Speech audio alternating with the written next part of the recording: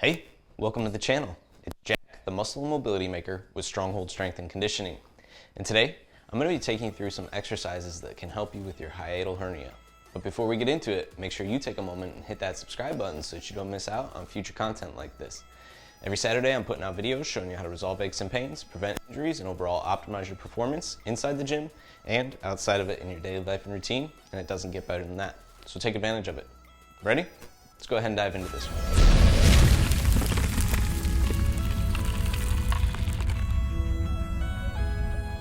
All right, like I said, today I'm going to give you a couple exercises that could help you with your hiatal hernia that you're dealing with.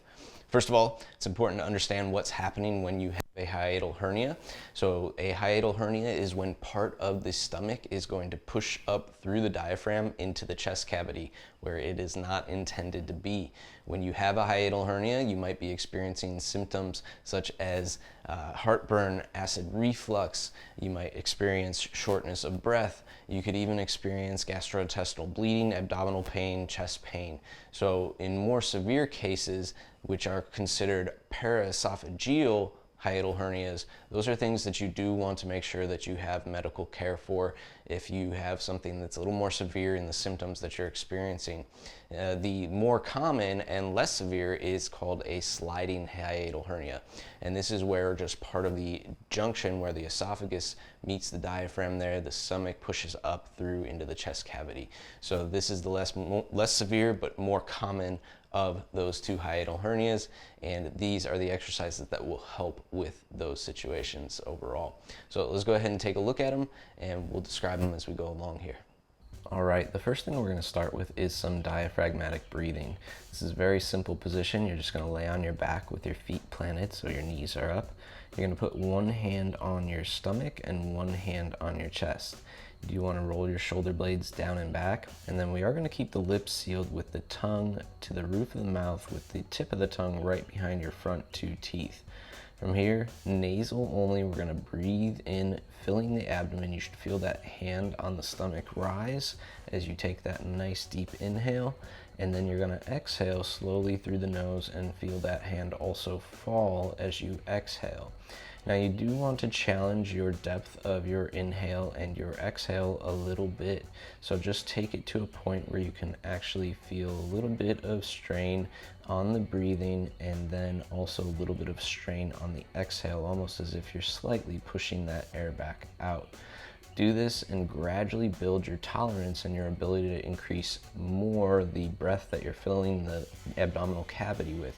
You should even feel your obliques and lower back pressing into the floor as you take that breath overall.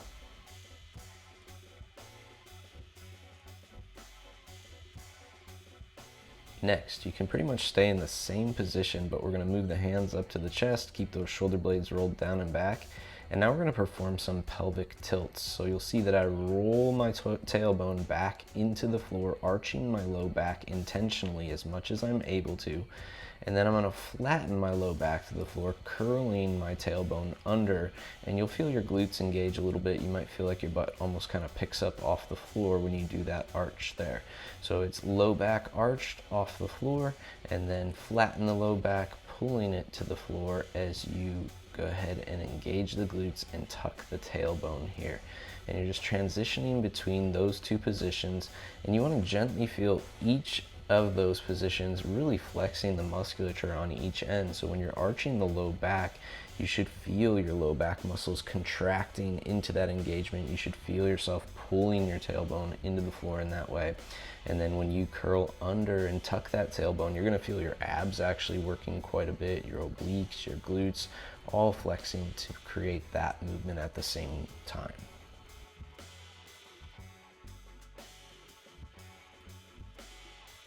From here, we're going to flatten you out and straighten the legs as much as possible. You want to roll your shoulder blades down and back into the floor. You are going to dig both heels into the floor, so you pick your butt up for a split second and set it back down with that same muscle contraction that you did, engaging to lift the butt off the floor. Now, once you have your butt back down to the floor, you're going to lift each leg about 6 to 12 inches at a time off the floor, and then you're gonna slowly lower it back down. Any abdominal work we're doing at this time with your hiatal hernia, we wanna be sure that we're doing very light movements that are gonna be challenging to a certain degree, but not overly placing too much pressure on your abdomen at that point.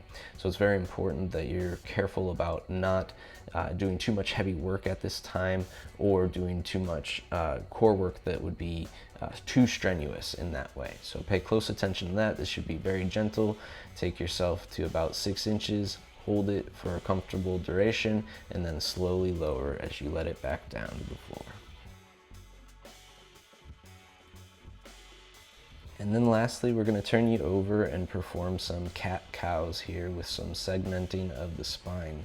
So first we're going into a nice deep cat position where we're really pushing the floor away, engaging the abdomen and tucking the tailbone under so you feel those glutes flexing and even driving away from the floor from all fours there. Then you're going to slowly transition to the cow position, where you're going to feel your shoulder blades roll down and back into your mid back. You're going to feel your low back arch, and you're just going to feel all the musculature along your spinal column on your upper back to your lower back engaging and meeting in the middle of that position. And you're even looking ahead as you do that in that point in time. So just slowly transition between these two positions, gradually trying to increase the range of motion that each one has, and then you'll be building that up slowly over a certain amount of time. We could spend about 2 minutes here working, feeling the movement and gradually increasing that range of motion.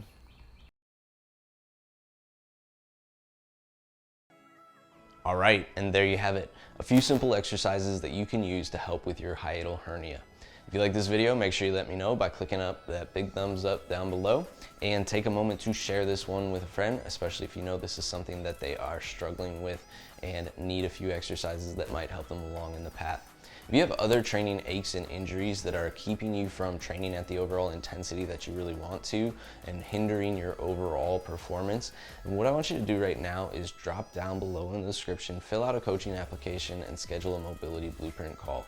This is our opportunity to get on a Zoom call together so that I could first of all take you through a full assessment, gather all the information that I need to tailor a program specific to your needs, and then lay out in full detail what your program would look like so we could start moving in the right direction. So if that sounds good to you and you're ready for some direct help resolving those aches and pains that are keeping you from training at the intensity that you want to, drop down below right now, fill out that coaching application, and schedule that call so we can get moving. Last but not least, if you have not already, make sure you take a moment and hit that subscribe button so you don't miss out on future content like this. Every Saturday, I'm putting out videos showing you how to resolve aches and pains, prevent injuries, and overall optimize your performance inside the gym and outside of it in your daily life and routine, and it does not get better than that. Welcome to the Stronghold Army. We'll see you next week.